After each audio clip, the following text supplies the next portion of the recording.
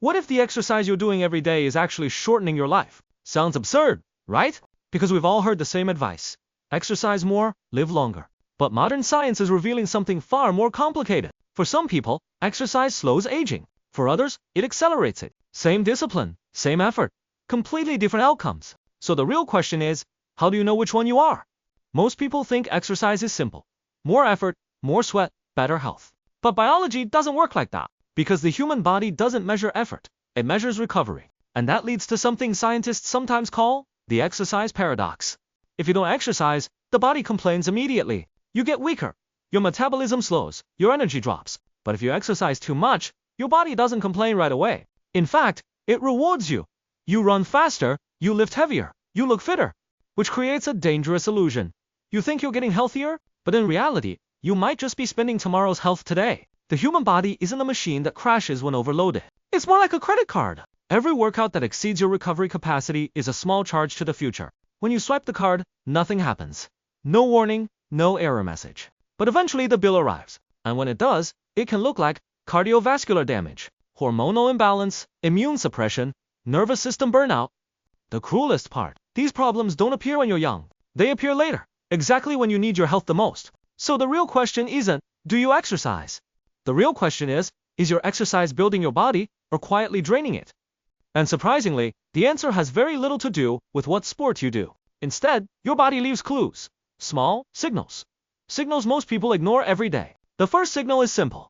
Does your body recover faster than it gets exhausted? Exercise that extends lifespan follows one rule: recovery greater than stress. But modern fitness culture teaches the opposite. Your resting heart rate. This is one of the most honest biological signals we have. Resting heart rate is measured in the morning before you get out of bed. And decades of research show a powerful pattern. People whose long-term resting heart rate stays below 60 beats per minute have significantly lower mortality risk. Healthy training usually makes resting heart rate slowly decrease, but overtraining often causes the opposite. Resting heart rate begins to rise. If you notice this pattern, you train harder, but your resting heart rate is getting higher. That's not progress. That's your nervous system saying, I'm overloaded. There's another signal that's even more dangerous. Chronic inflammation. Short-term inflammation is normal. It helps muscles repair and adapt. But excessive training can push the body into long-term low-grade inflammation. And this type of inflammation is linked to heart disease, cancer, neurodegenerative disorders, accelerated aging. The problem is chronic inflammation often hides behind something that looks healthy. Discipline, sweat, hard work. So people ignore the warning signs. Persistent soreness, joint pain, poor sleep, morning fatigue, irritability, declining focus. When these signals appear together, your body may already be stuck in chronic stress mode. Here's another simple test. How do you feel after exercise? Real longevity-promoting exercise feels like this. You're slightly tired, but mentally clear. Calm, energized, not wired, not exhausted, just awake. But if after training you feel drained, empty, unmotivated, and you need caffeine just to function, your body isn't adapting, it's running out of energy.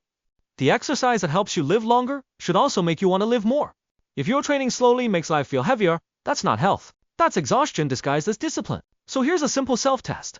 Ask yourself 5 questions. Over the last 3 months, has your resting heart rate decreased or increased? Do you recover within 24 hours after training? Is your sleep improving or getting worse? Do you rely on caffeine or willpower to finish workouts? Do you feel excited about exercise or pressured by it? If 3 or more answers are negative, your body might already be overdrawing its future. If 3 or more are positive, your exercise is likely helping you live longer. Your body never lies. We just often don't listen. So here's the real conclusion. Longevity isn't about how many calories you burn today. It's about whether tomorrow you still have a healthy body. The true value of exercise is not how hard you push today. It's whether 10 or 20 years from now, you can still live freely. So, I'm curious. The exercise you're doing right now, do you think it's extending your life or quietly draining it? Tell me in the comments.